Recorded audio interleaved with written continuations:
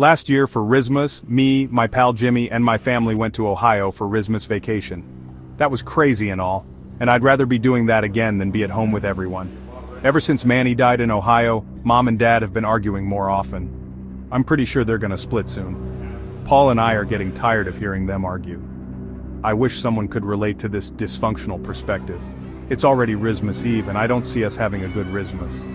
I didn't want Mom and Dad to ruin this already crappy Rismas, so I called Jimmy over to sleep over. If you are wondering why Jimmy can sleep over on Rismas, let me tell you. I don't know how or when, but Jimmy's parents started believing that Santa was connected to communism, so now they refused to celebrate Rismas. So Jimmy told his mom and dad we were just gonna play video games.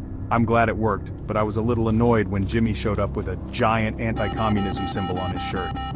We actually did play some video games for a few hours until we both got tired and went to sleep. The next morning, I'm not making this up. We woke up on a plane. There were a few soldier-looking people next to us, so I asked them what was going on. They explained that I was being sent to Ohio because someone assassinated the king and overthrew him. If I remember correctly, Quandle Dingle was the king of Ohio. So apparently because I beat Ishospeed last year, they think I'm worthy enough to take down the assassin who is the new king. I don't know why they grabbed Jimmy though, but it's better than nothing. Before I could ask any more questions, Jimmy and I were pushed out of the airplane.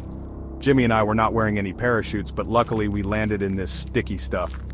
I looked around and saw a sign saying we were in this place called the Goonlands. When Jimmy and I got up, we were attacked by a tribe of skibidi toilets. When we started running, I didn't think we would make it. I didn't know the skibidi toilets were real. I thought they were just from those stupid videos Manny would watch a long time ago. Suddenly this chicken nugget guy came out of nowhere and saved us. I asked him what his name was, and he said to call him Joe Nugget. Joe Nugget told us that the new king of Ohio has an army of skibidi toilets, so that's probably why they attacked us. Fortunately, he decided to help us because he wants to take down the new king too. A little after we continued walking through the Goonlands, Jimmy suddenly screamed, "Phantom tax!" and took a big bite out of Joe Nugget. I was about to punch Jimmy off of him, but Joe Nugget made a strange face and Jimmy started drooling and looked brain dead.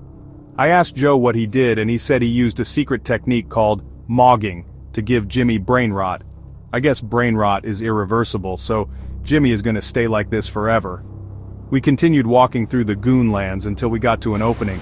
Unfortunately, there was a lake in the way, so we couldn't cross.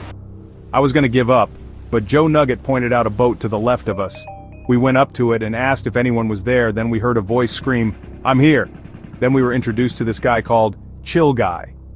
He said he was just a chill guy, and decided to become a fisherman. I asked him if we could get a ride to the Ohio Capitol, and he agreed. Wow, he really is a chill guy.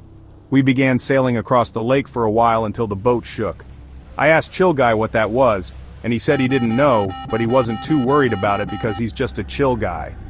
Suddenly a giant John Pork emerged from the water.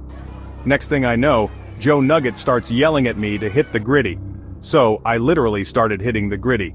That somehow made John Pork turn into Marty Farrell and sink into the lake. We eventually made it to the Ohio Capitol, and all four of us went into the Ohio Manor to see who the new king was. That's when we were face to face with him.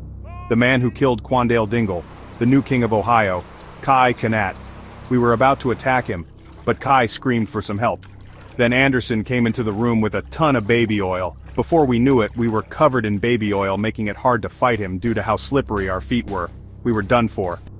Then, I got a genius idea. I looked up at Kai Cenat and Anderson and screamed Allahu Akbar, and mogged both of them with the technique Joe Nugget taught me. It worked, and they both became brain rotted. After we eventually freed ourselves from the baby oil, we sentenced the two to wander in the Goonlands for the rest of their days. Since Ohio didn't have a ruler, we all collectively decided to appoint Chill Guy as the king of Ohio. Since he was the new king of Ohio, the first thing he did was unbrain rot Jimmy, then gave us a ride home.